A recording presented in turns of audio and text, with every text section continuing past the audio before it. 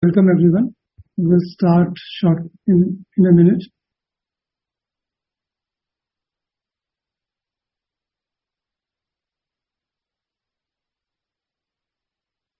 Welcome everyone. We are waiting. People are joining. We will be starting in a minute.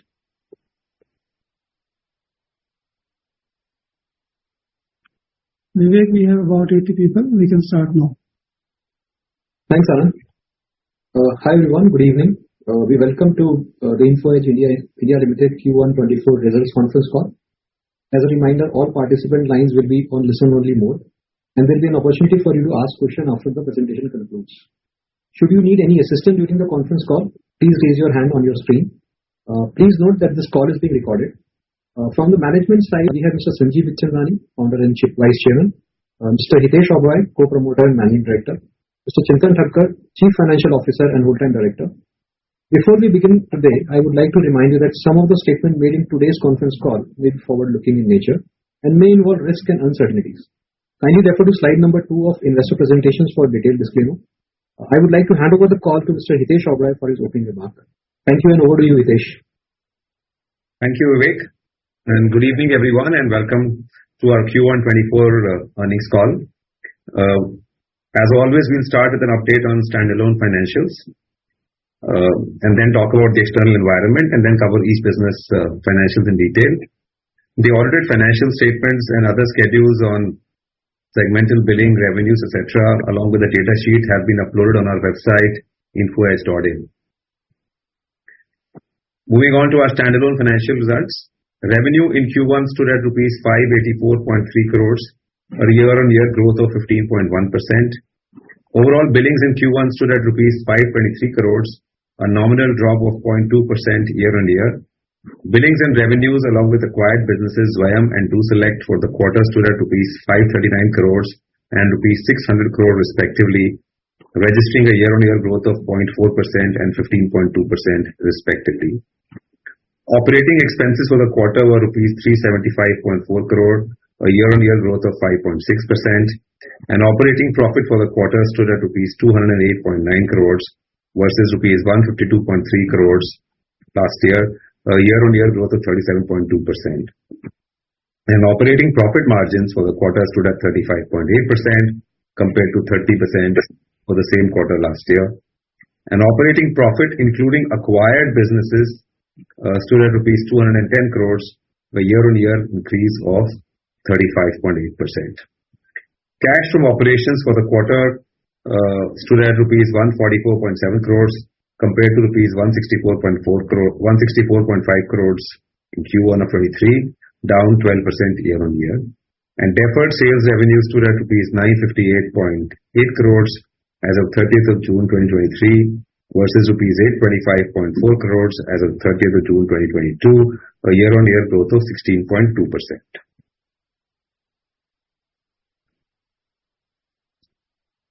The cash balance of Info Edge, including the wholly owned subsidiaries, stands at rupees 3562 crores as on 30th of June 2023 versus rupees 3439 crores as of 30th of June 2022. Talking about our recruitment business, we continue to witness a challenging environment, especially for IT hiring. Slow growth and reduced discretionary spends for our IT customers has led to resource rationalization during the quarter. We also face strong headwinds from our recruitment consultants, especially the ones who hire for IT companies. The Naukri JobSpeak Index is on a declining trend. Index for the month of July was down 8% sequentially and 19% year-on-year, while for Q1 of 24 the index is down 3% year-on-year. The current phase of real estate market, characterized by low inventory, stable interest rates, and higher affordability, and price corrections and residential rentals continue to rise and have peaked in most metro markets. Moving on to the quarterly financials of the recruitment business, in Q1 of 24, the recruitment segment billings were down 4.2% year-on-year and stood at rupees 397.5 crores, while revenue was rupees 446.4 crores, a year-on-year growth of 15.3%.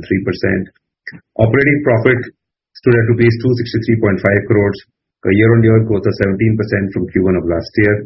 Margins stood at 59% against 58.2% last year.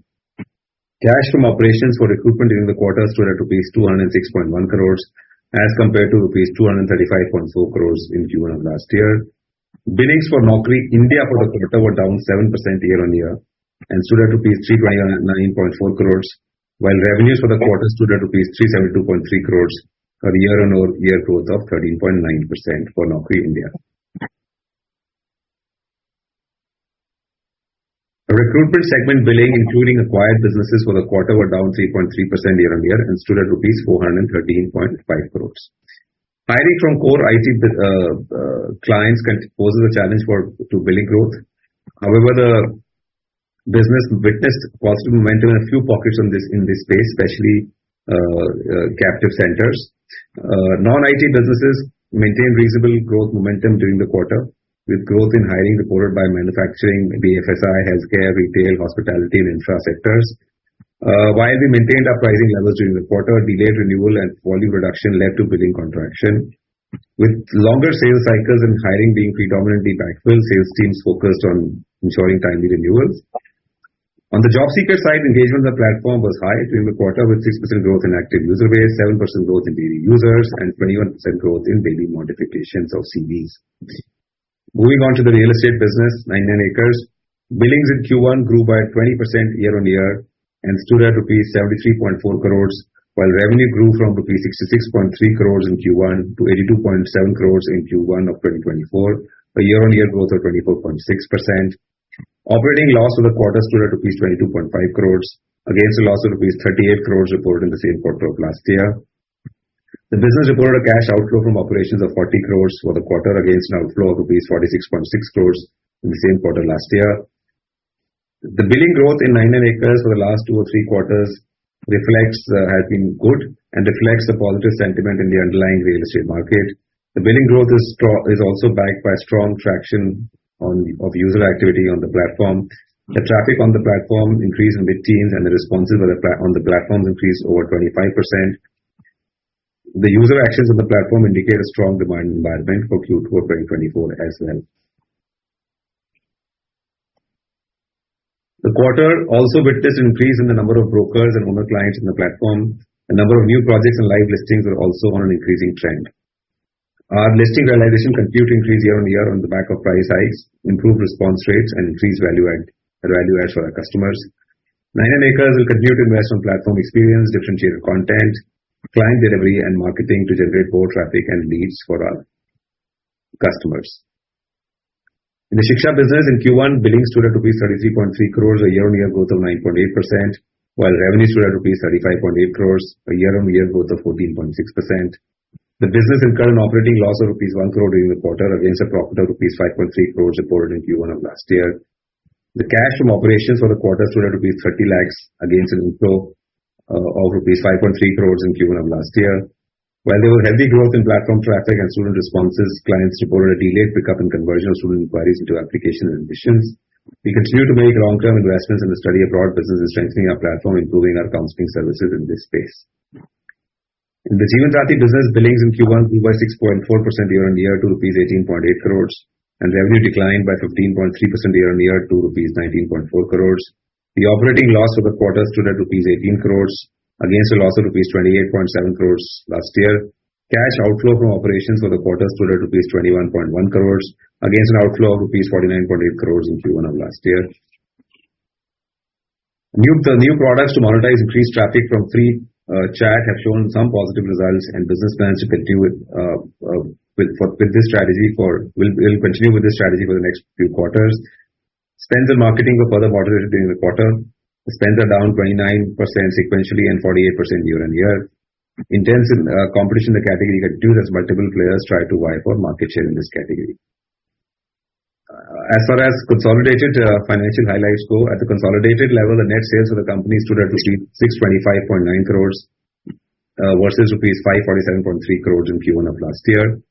For the consolidated entity, at the total comprehensive income level, there is a gain of rupees 3,001.9 crores versus a loss of rupees 3,342 crore for the corresponding previous quarter, ending in June 30th of 2023.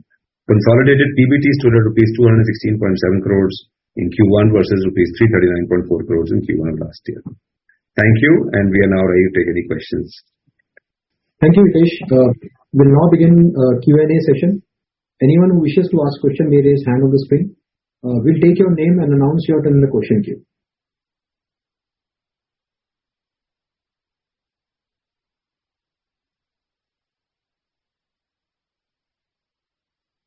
Yeah. So the first question we have from Vimal from Alchemy Capital Management. Vimal, go ahead and ask your question. Yeah, thank you. Thank you for the opportunity, sir. Sir, my question, Hitesh, is on there is a lot of movement on GICs. A lot of companies, MNCs, are setting up global captive centers in India.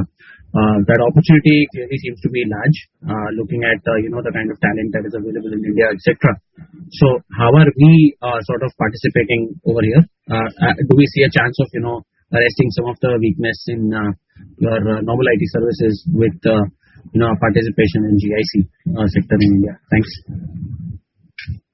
A lot of captives are centers are our clients, and we've been working with them for many years. And of course, if there is growth in hiring from captives, then Naukri will benefit as well. However, captive hiring as a percentage of total sort of IT hiring is still a small fraction. The IT sector employs over 5-6 million workers, while captives are maybe 15-20% of that. So it'll be difficult to compensate for the loss in business from IT services companies, by just sort of focusing on captives. So we'll continue to do that. Like I said, they're all our customers. But the hope is that the non-IT sector will continue to do better going forward, and that's about half our business as well. So let's see how this plays out. Right, thanks a lot, and all the best.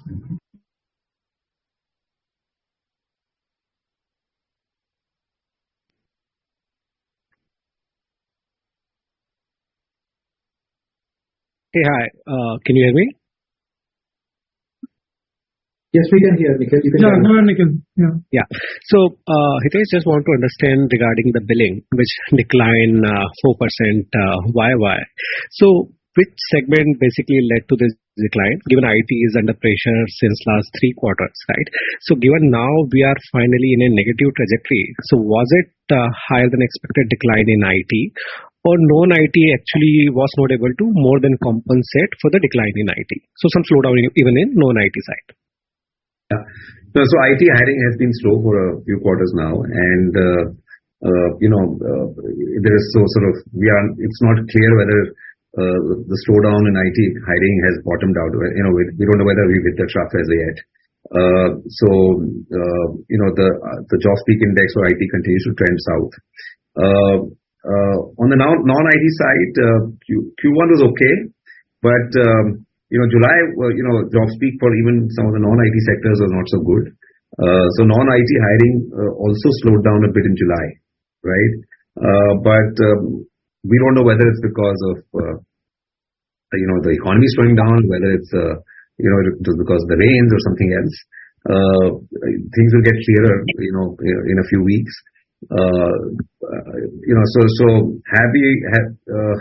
Did IT hiring slow down more than expected? Well, anecdotally, a lot of companies have been telling us that, we grew by over 80% last year for a few quarters. And anecdotally, what we've been hearing, what companies have been telling us is that some of them have overhired, attrition rates have come down, and their bench has grown, and it'll take maybe a quarter or two before things start going back to normal. Very helpful.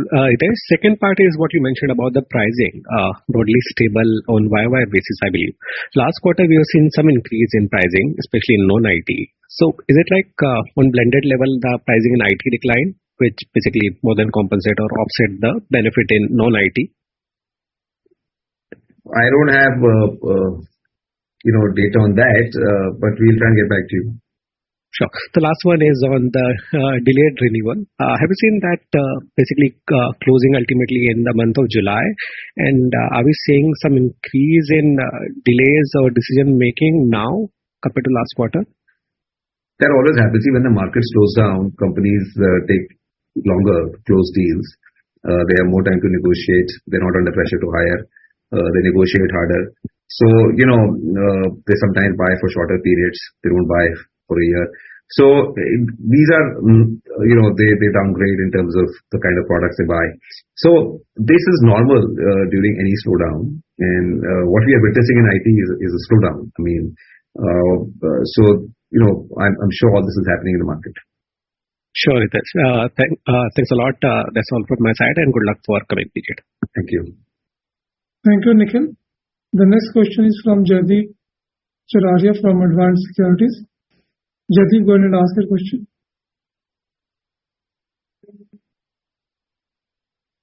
Hey, hi, Hitesh. Am I audible? Yeah, go ahead, Jaideep. Yeah. Hitesh, my question was regard to 99acres, the robust performance that we've been witnessing quarter on quarter. And somewhere in your initial comments, you also talked about reduction in the operating cash burn of the vertical from 46 CR to 40 CR. Just wanted to get some color around what has led to this reduction in the cash burn. Is it totally driven by top line increase, or there has been some cutback on the marketing spends as well? So 3-4 things. See, one, of course, top line growth is healthy. So we've been growing at 20% plus for a couple of quarters now. At the same time, manpower costs are under control. It's not as if we're adding people. At the same time, we've also optimized our marketing spend without compromising on anything. So our marketing expenditure in 99acres has trended south. But at the same time, we managed to get more users on the platform. We're generating more responses. We're getting more inquiries. And that has helped us to sort of raise prices. Because the real estate market is buoyant, we are adding more customers as well. So it's a mix of everything. The market is good, and we've been executing well, and that's resulted in top line going up and cost sort of remaining in control. And that's why the burn has gone down substantially. Any plans of, it is just a follow-up, any plans of kickstarting the marketing campaigns once again, given that there are some, high-profile cricket matches in around the corner? So Asia Cup, World Cup, any plans around that? So, we sort of plan quarter by quarter, and a lot depends on what we're seeing in the market and, how sort of competition is behaving in this space. Hard for me to say how this will play out going forward. If the market remains solid and if we continue to grow at 25% or so, year on year, we'll at least maintain this spend. I mean, will we increase it going forward? Time will tell. I mean, hard for me to say right now. And has the competitive intensity kind of gotten normalized, has intensified? Just how do we understand the competitive environment in the real estate? No, it's very competitive. There are a lot of players out there, and they're all spending money. And, it's a good time. A lot of so while there are portals and there are startups, a lot of our, the real competition in this space, if you ask me today, for us, is from the Googles and Facebooks of the world, which, get a large chunk of advertising dollars from developers and large sort of channel partners. But yes, the space remains competitive. There is a lot of action still. Thanks, Hitesh. That was from my side. Thank you. Thanks, Jaideep. The next question is from Sachin from Bank of America. Sachin, go ahead and ask your question. Thanks, Anand. I have 3 questions. First question, just wanted to understand a bit more about the mix shift happening towards non-IT. Hitesh, is it fair to assume that if IT continues to remain the way it is, one could see a sort of a mix shift more towards non-IT? And just wanted to understand the implications on that in terms of billing and, margins and so on and so forth. See, about 50% of our business is indexed to IT hiring. And if IT hiring continues to be slow and if non-IT hiring remains buoyant, then of course this mix could change over the next few months. May not change by a huge number, but from 50-50 it could become 48-52, 47-53, that kind of stuff. And now a lot will depend on what happens in the long run. If IT hiring continues to be slow and non-IT and the domestic economy continues to do well, then of course the mix could change even more. Margins may not get impacted that much because it's not as if it's the IT business is a little more profitable, but it's not as if the shift is going to be too much from IT to non-IT. Got it. And on the long-term point, if we take a 3 to 5 year view, general thoughts about generative AI and the potential impact of that on IT hiring? Hard for me to say. There are two schools of thought in this. One view is that every time there's a new technology, that it creates more opportunity to sort of build new products and create new businesses. And the services business around every technology, any new technology is always larger than the technology business around that technology. And if that happens this time around as well, and if generative AI and the advances in machine learning and AI in general, result in sort of more opportunity for Indian IT companies, and or if there is more outsourcing of jobs to India because people are hard to find in the US, and every company in the US wants to leverage generative AI, and they start opening their captives and so on and so forth, then of course it could mean it could result in more hiring than normal in the Indian IT market. The other view is that generative AI could make developers more efficient, and therefore it may make them more productive, and therefore fewer developers may be required for the same work going forward. Let's see how this plays out. I mean, in general, when there is new sort of when there are changes in technology, then people with new skills are required, and that creates opportunity, and that creates movement and in the market, and that's good for us, provided the legacy business doesn't get hurt too much. Got it. Pretty clear. And last question is on clearly for the last 6 to 9 months we are seeing a funding winter. Just wanted to understand the implications on that, on the kind of investment opportunities you guys are seeing. Clearly, till date we are not seeing massive down rounds, and there's ample capital around Series A, and that level. So just wanted to understand your thoughts out here. Sanjeev, you want to take that? Can you repeat the question, please? Sorry. Yeah. So Sanjeev, the question was more from point of view about the funding winter and the environment in India. What are we seeing right now at Series A and Series B, and any good opportunities for you? No, there are plenty of good opportunities. The deal flow remains strong. The valuations are more reasonable. Round sizes are smaller. At the same time, we are taking our time and being cautious simply because there's a new risk, and that new risk is will this company be able to get a next round of funding with other investors participating or not? And that's something, therefore, are we convinced enough that if you have to do the next 2 or 3 rounds solo in this company the way we did in Zomato, do we have that conviction? And then do we have the money? And so on. So therefore, we're being a little cautious. But having said that, we think this is a good time to invest. If you recall, we invested in Policybazaar in 2008, just before Lehman went down. We invested in Zomato in 2010, during the global financial crisis. So we believe this because our investment time horizon is 7 years, 8 years, 10 years, well, at least longer from the balance sheet, because it's 17 years. I mean, it's 15 years since we went into Policybazaar. We are still there. It's 13 years since we went into Zomato. We are still there. So if you have a long-term time horizon, we believe this is a good time to invest, but be careful. Thank you. Thank you, Sachin. Next question is from Mohit from Nuvama. Mohit, go ahead and ask your question. Hi, can you hear me? Yeah, go ahead, Mohit. Hi, thanks for the opportunity. So my question is on, the Jeevan Sathi and the 99 acres business. Now, your ad spends have definitely come down, but, you have multiple times you have voiced that, the competitor intensity is very high.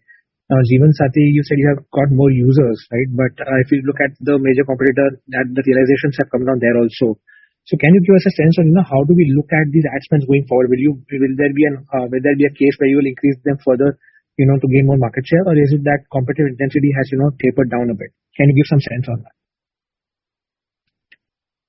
Yeah. So, right now, as things stand today, it's unlikely that these ad spends will go up in a hurry. Our model has changed, and we have now a premium platform, and we offer chat for free, and we are using that this feature to sort of get more users on the platform. And we've seen serious growth over the last few quarters. I think the real challenge for Jeevan Sati is to now see how we can monetize these users who have joined the platform over the last few quarters, and that's what we're working on right now. We don't expect the competitive intensity in the space to go up in a hurry, but who knows what could happen 3 quarters from now. So, can you say that you have been able to gain market share on the user, capturing the users? Yes, certainly on the user side, we've gained traffic share, we've gained user share,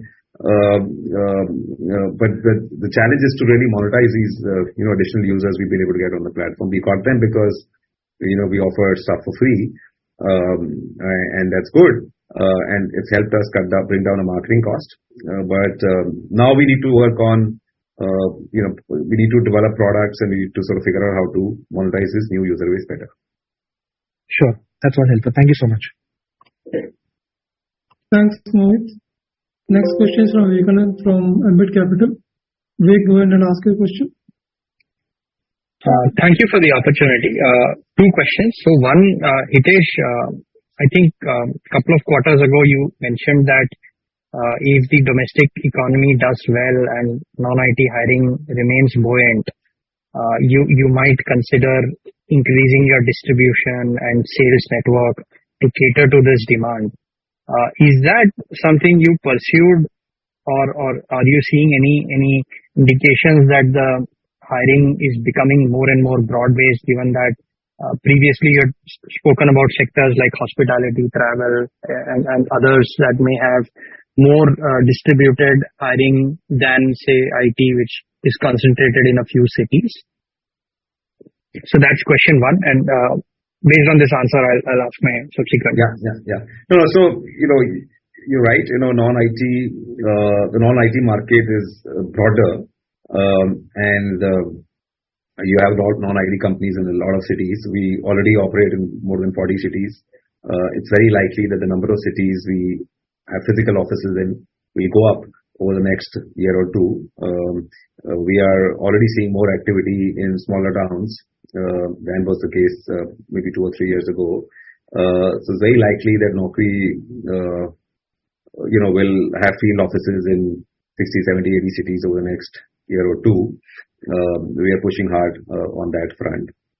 But it's not as if we're going to hire a lot of people. These new offices start with 1 or 2 salespeople each. And these salespeople become profitable within a few months. In the larger cities where we also JM Financial. So please go ahead and ask your question. Hi, thanks for the opportunity.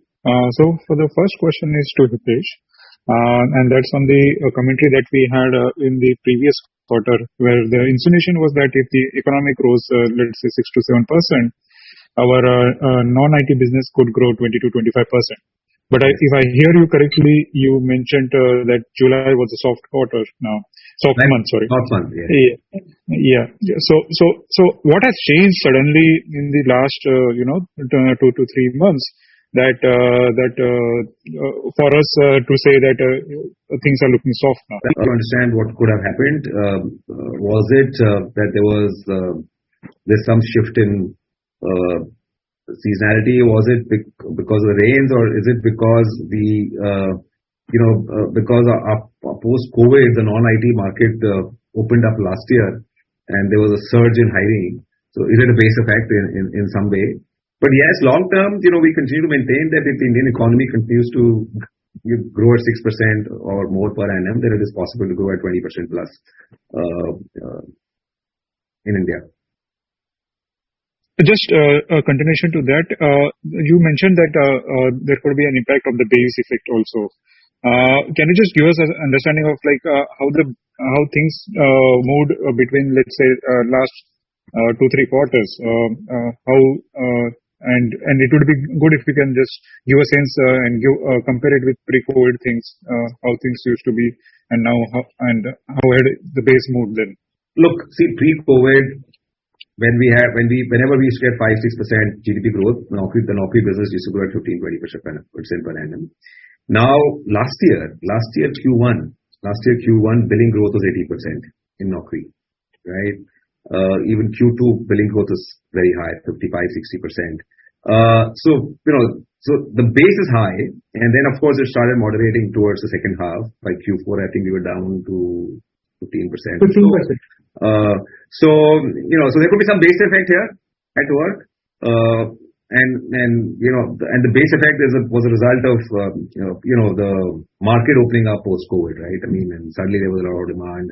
You had the Great Resignation, you had people coming back to work, etc. So that led to a lot of attrition. Things have stabilized to some extent since then. But in the long go back to 5-6% growth, and once we're over and done with all these COVID and post-COVID effects, growth should stabilize at 15-20% depending on how fast the economy grows. Right. And my second question is with respect to unique clients that you report on a quarter-to-quarter basis. So this quarter, again, you had a decent growth sequential growth in terms of unique clients. The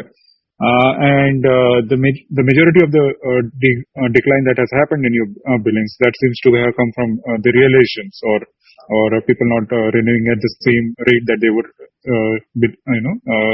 doing earlier. So can you just give some sense like how should one see these trends going forward as well, and how to make sense out of these things? Whereas your unique lines continue to grow, but realizations would have come down significantly much more compared to this. Yeah.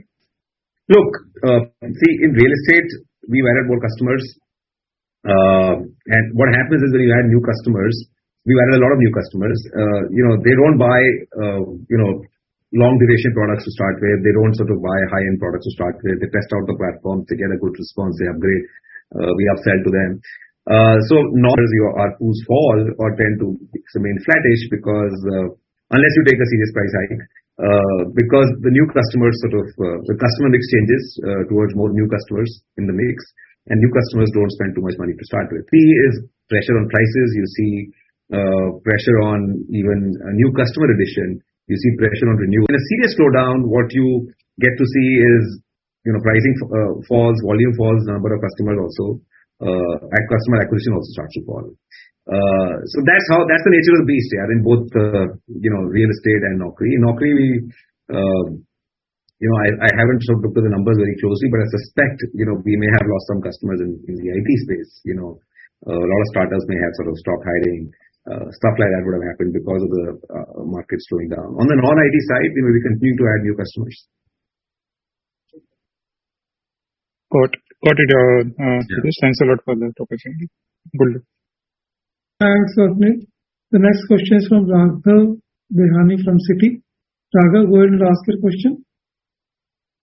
Yeah, hi Hitesh. My question is on the non-IT side. So the realizations in non-IT seem to be much lower versus the IT.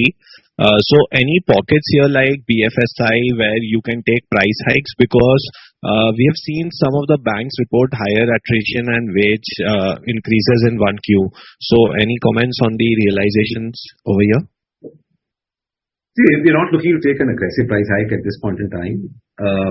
But in general, like I was saying before this, see, if the market heats up and if companies start hiring a lot of people, if attrition rates go up, then what we've seen in the past is that companies negotiate a lot less.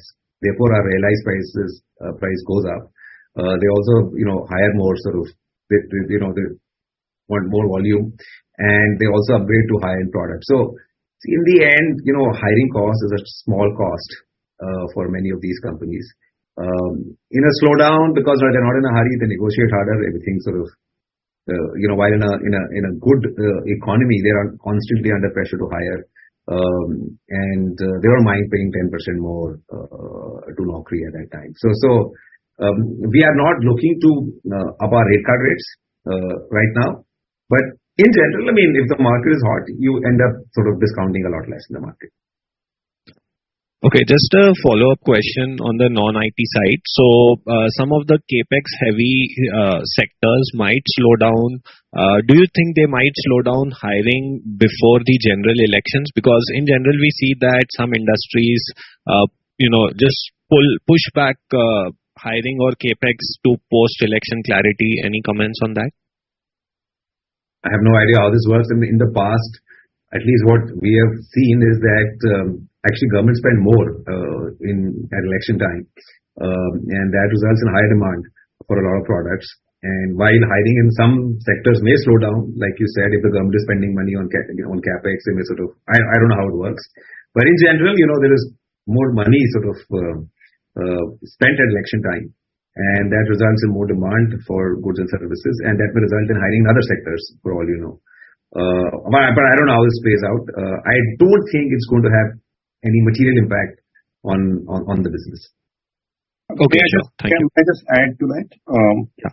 See, if a company has got is dependent on government contracts, right, and there is a serious possibility of the government changing, and therefore contracts either not coming through, being cancelled, a company may be cautious. But if it's not dependent on government contracts, or if the company is confident that the government will not change, I don't see it making a difference. So that's but we don't know what they're thinking. Okay, sure. Thank you. Thanks, Raghav. The next question is from Baiju Joshi from Maitri. Baiju, go ahead and ask your question.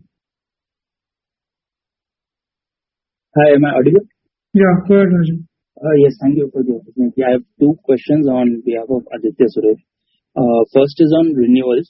So what is the nature of discussions that you are having with clients as you renew these contracts? You briefly touched upon this, but would you like to highlight anything in particular that is different this time? Sorry, can you say that again?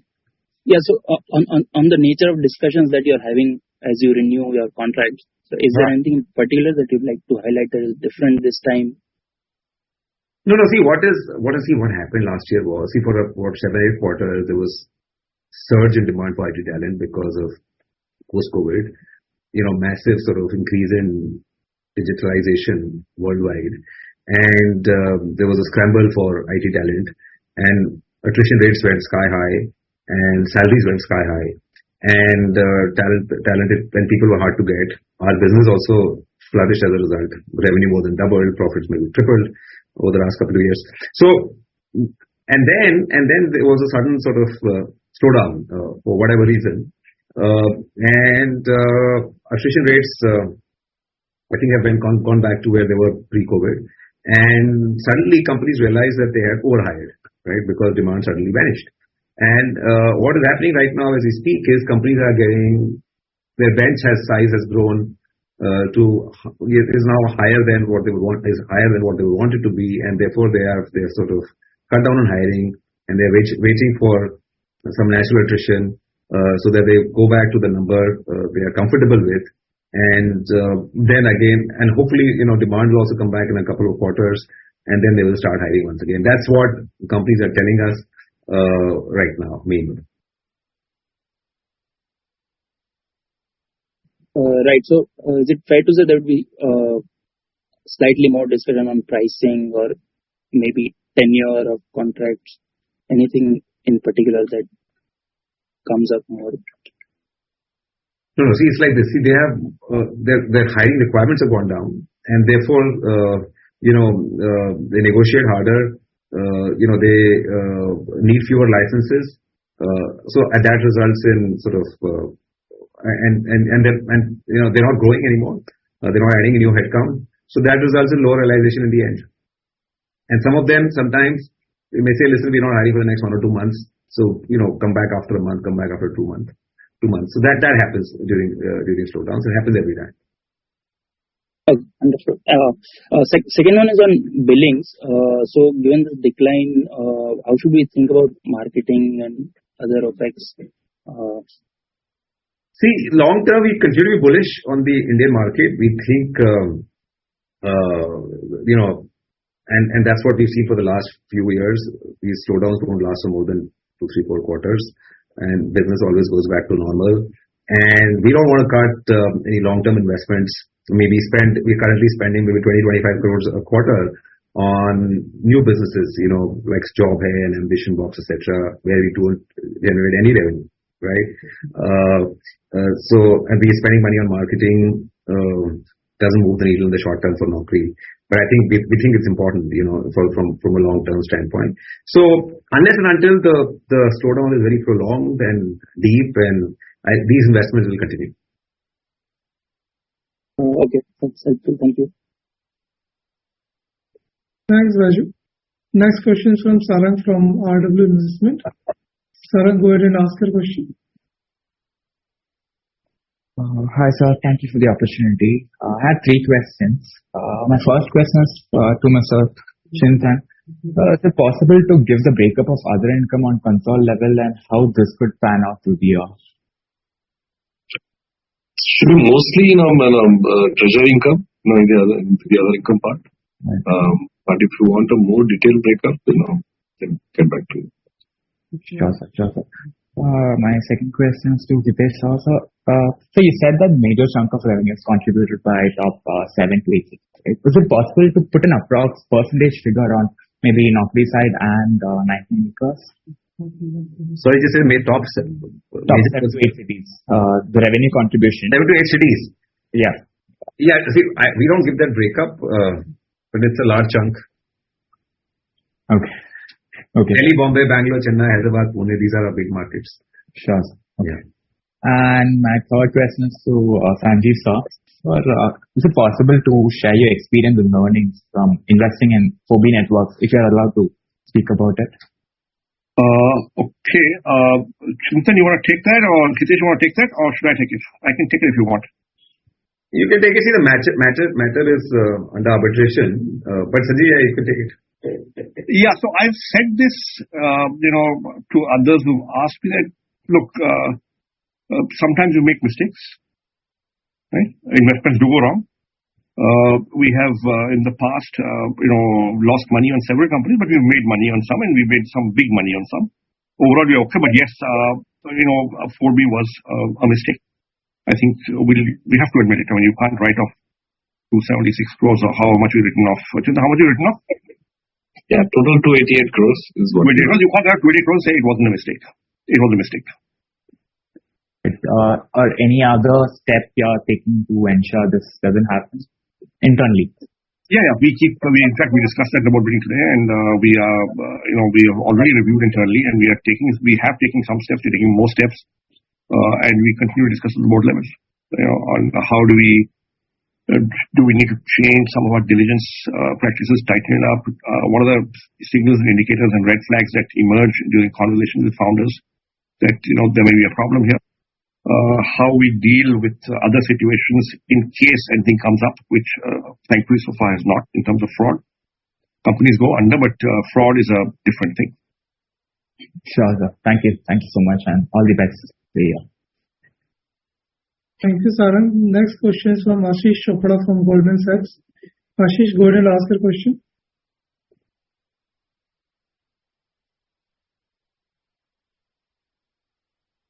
No, sorry, my question has been answered. Thanks. Okay. Thanks, Ashish. Next question is from Vivekanand. It may be a follow-up question. Vivek, go ahead and ask your question from Ambit Capital. Thank you for the follow-up opportunity. 2 questions. So this is to Sanjeev. So with Info Edge Ventures getting a new investor for its funds, is there any change in the objective or the conditions as far as these 3 funds are being run, whether it's governance or fund life or objectives of capital deployment? So that's question 1.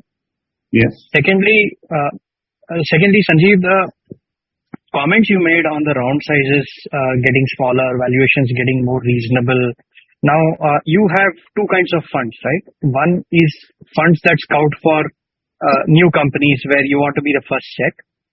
And the other one is a follow-on fund, which is basically identifying the winners from the previous AIF and doubling down on them. Yes. So where are you finding it easier to deploy money in the current context? And if you could just help us understand how the follow-on fund is doing versus or how your process is for the follow-on fund versus the funds where you are investing in new companies.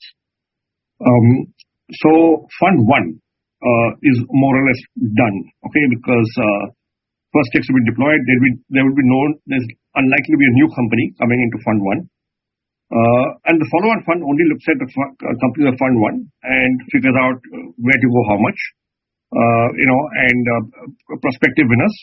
We'll back them more and more now. So it is fund two and capital 2B which are actually scouting new companies and investing in them, and that is where we are saying we're finding it easier. We're finding the valuations lower, the round size is smaller, and we are being careful, right? And as far as the first question is concerned, no, we do not have any change in mandate. Our strategy remains the same. For the most part, I won't say always, we will have some sort of a pocket of capital for growth and late stage, but that will be a small fraction of the total fund. Most of the money, most of the companies we invest behind, we will try to be early and first check or second check in there, and then double down among, and then invest further in the ones that we find good. So the strategy has not changed. But yes, there will be a certain pocket in both funds where we will do slightly later stage investments. So in the first fund we did, for instance, first one we did Shiprocket. That was a later stage investment. But the bulk of the money went into or the bulk of companies, most of the companies or companies where the first check went in early. Okay, this is helpful. Just one follow-up with respect to the follow-on fund that you have, right? Yes. So here, are you looking to be the only check for the subsequent rounds, or is it are you open to getting the winners getting external investors to co-invest? In fact, we like to say that we want you to get external investors, and we come alongside. I see. Okay, that's very clear. Thank you. Yeah. Thanks, Vivek. So that was the last question of the day. Anand, there's one question in the chat box. Just one second. So that question is for Hitesh. Hitesh, how should we see the trend in the recruitment business for a longer period of time? Since we are the dominant player, we have a large database, and we get already trend how the sector would behave in coming time. No, long term, see, we've always said, recruiters index to GDP growth. If the Indian economy continues to grow at 5-6% per annum, it should be possible to grow at 15-20% per annum in the Naukri business, in the core Naukri business. And around the core Naukri business, we are trying to add more bells and whistles. We acquired iimjobs, we've got Zwayam, we've got Hirist, we've got DoSelect. So we're trying to create new sort of opportunities for us. Job hai, a big opportunity in the long run, but from a 5 to 10 year time frame, not in a 1 to 2 year time frame. The blue collar segment has now become, there are tens of, maybe a few million sort of people who work in some of the sectors I mentioned, delivery workers, as counter sales people, as tele-sales people, and in salons and in restaurants and lots of other sort of small SMEs and small businesses.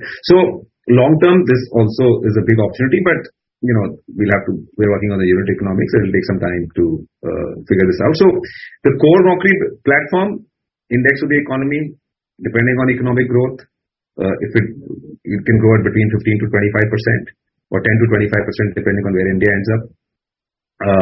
Then we are adding these adjacent sort of verticals around the core Naukri business. They are small today, but hopefully they'll grow faster than core Naukri over time, but they're a small part of the revenue today. Coding Ninja, etc. are separate. We are there. We're trying to monetize job seekers and not recruiters. So that's a B2C model, not a B2B model. And then in the long run, over a 5, 7, 10 year time frame, blue collar market could start making sense. So that's the game plan. That's the strategy for Naukri. That's which sectors are likely to do well going forward. If the government continues to invest in infrastructure, if the real estate market continues to be buoyant, if it's the start of a new cycle, then we did not see much action in spaces like cement, metals, heavy engineering, oil and gas, construction, real estate, heavy engineering, infrastructure kind of sectors for a long time. At one point in time, this sector was big as IT for us. But over time, over the last 10, 15 years, because of the twin balance sheet problem, because of whatever reason, the share of all these sectors in the overall Naukri revenue went down from maybe 30% to 15% or 14%. So if the infra sort of investments take off, and hopefully more jobs will be created for civil engineers, mechanical engineers, electrical engineers, site supervisors, etc. And this kind of hiring may look up. Manufacturing, very, very tiny for us today, very tiny. It doesn't move the needle for us. But if the manufacturing sector takes off, manufacturing hiring perhaps is less than maybe 5% or 7% or 8% of all hiring on Naukri today. So if this, government is trying very hard with the PLI scheme and with other schemes. Now, if manufacturing India takes off, then of course, this could become big for us. But again, it's unlikely to happen in the next 12 to 18 months. This could play out over the next 5, 7 years. Other services, that's where the action is. I mean, BFSI, insurance, healthcare, retail, travel, tourism, hospitality, these sectors have been strong and will continue to be strong. IT, captives, we expect them to be okay. Domestic IT hiring, we expect it to be fine. Startup hiring, hopefully will come back in a year or so. Indian IT services companies, fingers crossed. Let's see how it plays out over the next few quarters. Yeah, Hitesh, there are 2 more questions. I think both are for you. One is from Sanjay Ladha. Is Ambition Box profitable, and can you share its business model and the growth prospects going forward? So, see, Ambition Box, we are not monetizing, but we are using it to get more traffic. So, it's a content play right now. It's deeply integrated with Naukri, and it's helping us, one, keep Glassdoor at bay, and it's now bigger than Glassdoor in India in terms of traffic. And 2, it's helping us get new users to the platform, because there are enough users who visit Ambition Box to get information on salaries, to prepare for interviews, to read reviews and on companies and so on and so forth. We are not monetizing it, but the traffic we get through Ambition Box, of course, gets monetized through the revenue models that we have in Naukri. Okay, the next question is from Abhishek Bhandari. Can you please talk about the competitive intensity in the core recruitment classified vertical? Has it changed or remains status quo? Thank you. Status quo, not much change there. Not much change there. I mean, LinkedIn and us continue to be the 2 big players, and of course, LinkedIn is slightly different from us in terms of the segments we operate in. Not much action otherwise. No change. Okay, the third question, Chintan, that's for you. This is from Karan Kukreja. How have the discussions with investors been? Investors such as FIIs and DIIs. Are you seeing more interest from new investors as of now?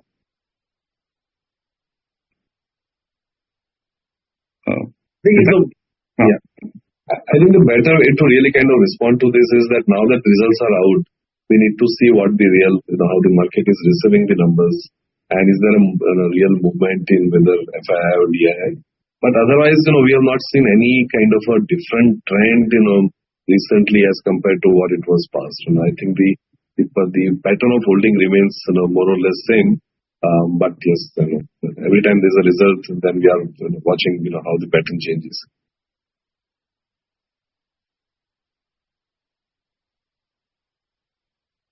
There are no more questions in the chat box, I think. Yeah, so there is an online question again from Vivek from Ambit Capital. Vivek, go ahead and ask your question. Thank you so much for the multiple follow-ups. So, Hitesh, since you spoke today extensively about Job Hai. I want you to spend some time on competition there. So who is your real competition? Is it Apna or is it the staffing companies? And secondly, as far as the segment goes, does it have similar network effects as your core Naukri.com, or is it very different because it's part offline? I just want you to spend some time on the details as far as Job Hai is concerned. You've been running this business for a while now, so that's why. Yeah, so there are a bunch of companies who tried their hand at blue collar hiring, grey collar hiring, and it's been the case for years now. So over a period of time, we've seen at least 15-20 companies take a shot at this space. You have Apna. Apna, of course, has been at it. Then there's Work India, and there are a bunch of others. There's Quicker. There was OLX, which was very active till some time back.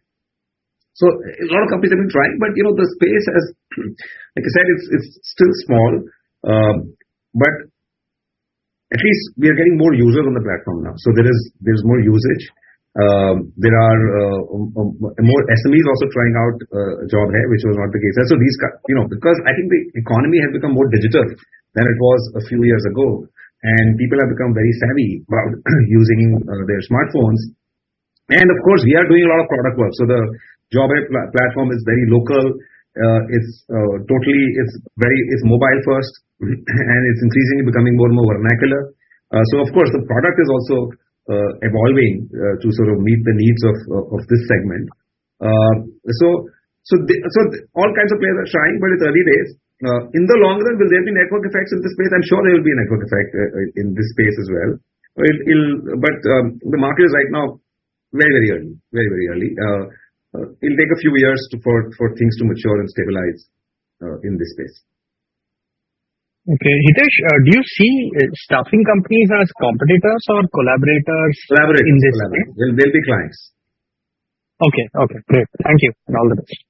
So that was the last question we had for the day. Vivek, we may conclude the call now. Yeah, sure. Thanks, everyone. On behalf of Info Edge, we conclude this call.